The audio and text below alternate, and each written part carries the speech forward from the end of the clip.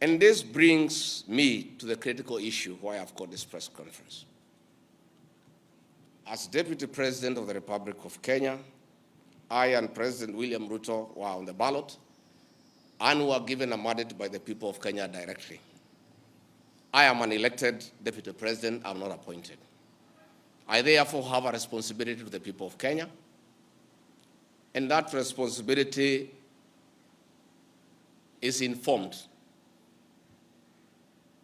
by my belief that honesty and truth are critical components of leadership. We have lost lives, property destroyed, anarchy, fear, uncertainty. How did we get here? How did we get here? We were just elected the other day as a very popular government. Where did the rain begin to beat us? Where did we stop listening to the people? President William Ruto and I were the darling of the Kenyan people by listening to them, by engaging them.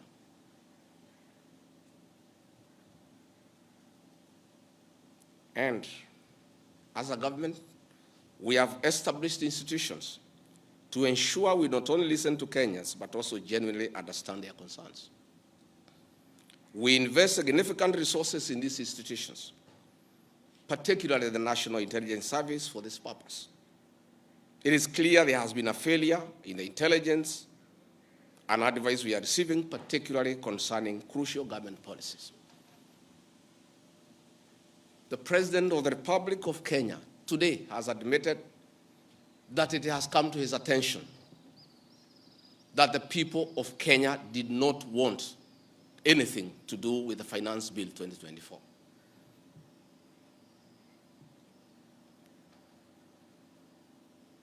The President has now agreed that we need to listen to the people. And I sympathize with my boss, President William Ruto, because this information was not available to him. I know President William Ruto. Had he known 2 months ago that the people of Kenya did not want anything to do with the Finance Bill 2024, he would not have asked his parliamentary party to push it through. Yet, we have an organization paid by the public to give him and government such information. And that is where the problem is. We have a dysfunctional National Intelligence Service that has exposed the president, the government, and the people of Kenya. Had the National Intelligence Service briefed the president 2 months ago about how the people of Kenya feel about the Finance Bill 2024, so many Kenyans would not have died. Property would not have been destroyed. Offices would not have been touched. There would have been no mayhem. But they slept on the job. It had to take people to die, property to be destroyed, protests across the country for the president to know the truth of what the people of Kenya feel. Yet, there is an organization paid for by the public to brief the president and the government about the feeling of the Kenyan people.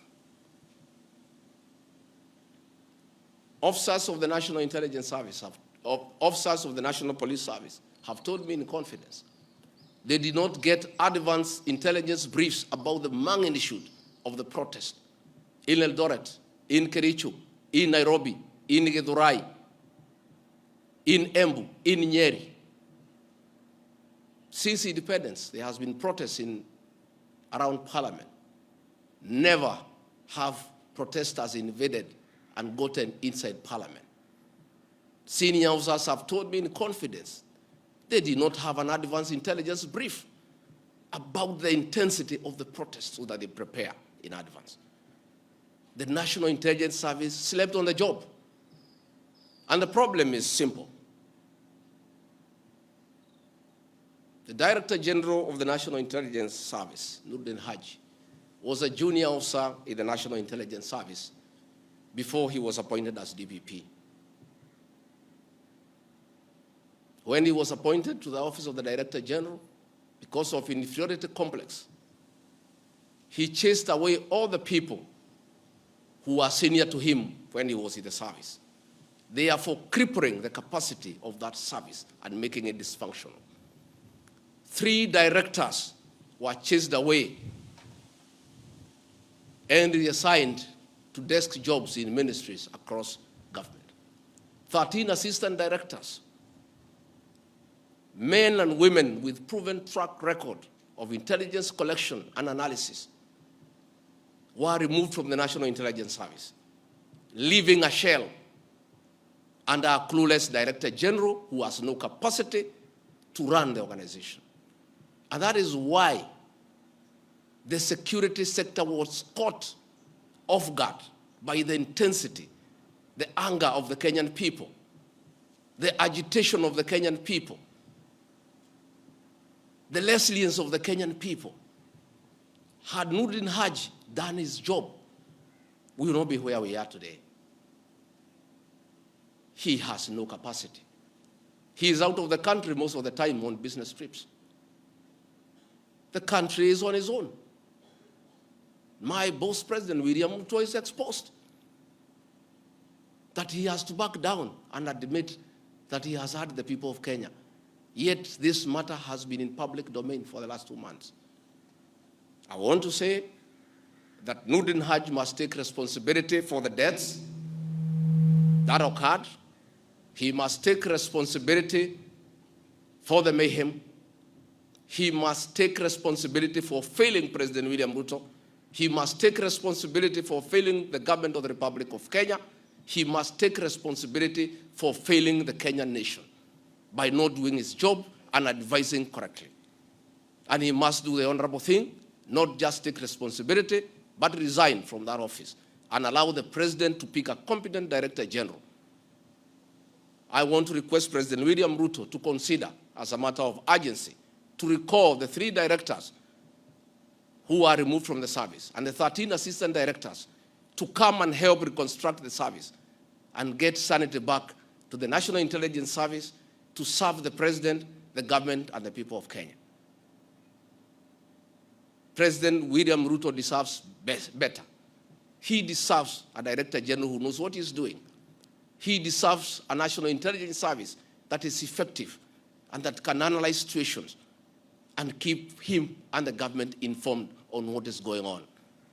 It is embarrassing to me as Deputy President that it has taken protests, deaths, mayhem, destruction for the president to know the truth, yet there is an organization charged with that responsibility. I have publicly stated that under this administration, Kenyans are free to criticize the government without fear of reprisal and state agencies. This was a promise made by both the president and I when we were sworn in. I want to call upon overzealous heads of security agencies not to be tempted to use the criminal justice system to manage politics. Let us manage politics the conventional way, through reaching out, consensus, and concurrence. I am informed that members of parliament who voted no have already been targeted by the National Intelligence Service for harassment for their political stand. This is a promise the president and I gave to the people of Kenya, that never again shall we use the criminal justice system to manage politics. I want to say that the president and I gave a categorical promise to the people of Kenya that the issue of abductions and extrajudicial killings will never happen again. Sadly, this is back. It is unbelievable that the son of the Honorable Attorney General of Kenya, Justin Bidan Muturi, was abducted at night in a commando style by officers of the National Intelligence Service and held incommunicado for 18 hours. Yet, that is the Honorable Attorney General of the Republic of Kenya. what will happen to other Kenyans? I want to ask our law enforcement agencies to dignify the president and I before the people of Kenya and not backtrack on the promises we made to the people of Kenya, that we shall never again use the criminal justice system to manage politics. Yesterday, Nurdin Haji was trying to put up a team together to craft lies and propaganda and attribute the chaos that were in the country to leaders, I included, former President Uhuru Kenyatta and others. Yet it is very clear, and the president has admitted, that these protests were caused by the anger of the people of Kenya and their refusal of Finance Bill 2024. I want to call on the National Intelligence Service not to take us back to the dark old days of the Nyayo era, where you create propaganda and schemes to undermine leaders and those you don't agree with. I want to say in conclusion, this is a time for reflection and action. And we need to take immediate steps, as the president has guided, and I'm very happy, to engage the Generation Z. And I want to call that generation to tell us whom to engage, because they are leaderless, they are tribeless, they have no organizational structure, but we would like to engage the right people. There could be a temptation among some young people around us in government to pick some friends of theirs and attempt to bring them for discussion. So I want to challenge our young people and salute them for their courage and conviction and the love for their motherland to come up with a structure on how they can engage government in accordance with what President William Ruto has guided this afternoon.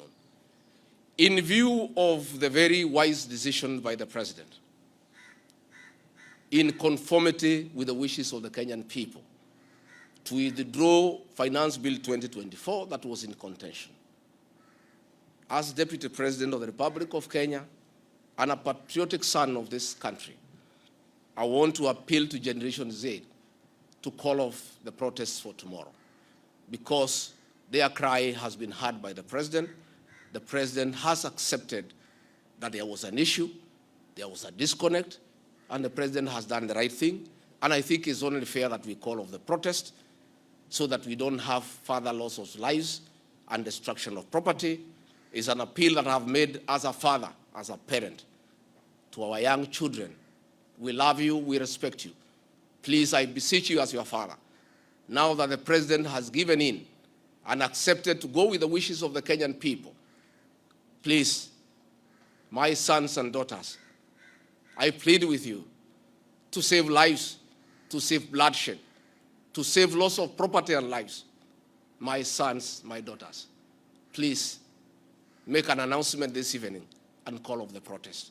And then we can begin the process of truthful engagement with the Kenyan people. We can begin an honest conversation on how to work on our country.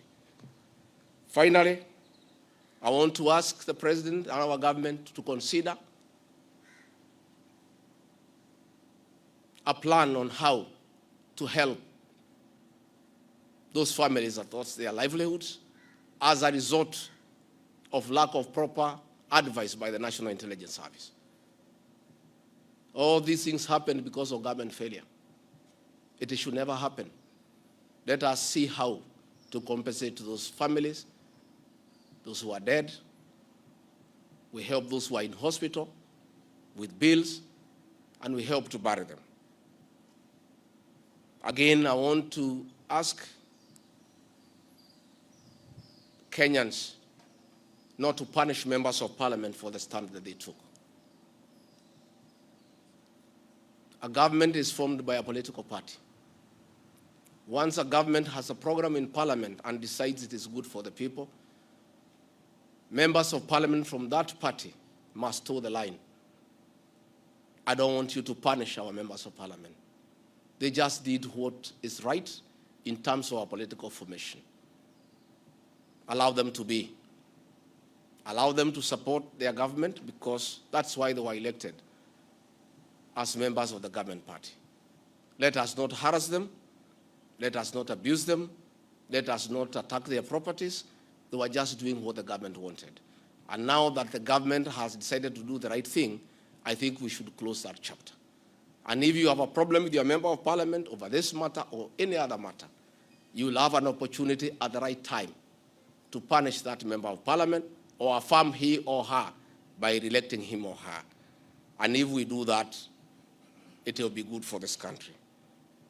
Finally, I also want to ask the president to consider the issues of the demolitions of houses along Nairobi River.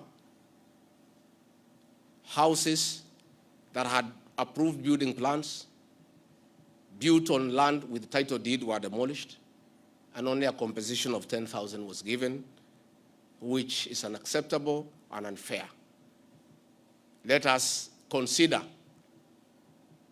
any landowner who had a genuine title, who had constructed a house that had been approved by the city authorities for compensation, because it's good to be fair. I really want to thank you and ask the people of Kenya to keep peace and to love one another. Now that this matter of Finance Bill 2024 has been settled, let us all go back to work. Let us be peaceful. Let us not be violent. Let us not talk at each other. Let's try to love one another. We have a beautiful country. We have no other country to run to. Let us not burn our country because of disagreements on issues. And I know as long as we keep on talking to each other, this country is going to places. As Deputy President and Principal Assistant to President William Ruto, again, I want to affirm to the people of Kenya that I will continue helping the President to discharge his duties in the management of the affairs of this country. I'll continue giving him proper and sound advice based on honesty and truth, because I'm the only Kenyan who took the Bible in Kasarani and swore before God and before man to advise President William Ruto. Many people have been very unhappy with me for saying things that are truthful, to a point of trying to isolate me because they didn't want me to say the truth. But I'll keep on saying the truth. I'll keep on being truthful and honest, because that is what the people of Kenya expect me to do. Thank you very much and good evening. Asanteni sana. Tumeshukuru sana. Thank you.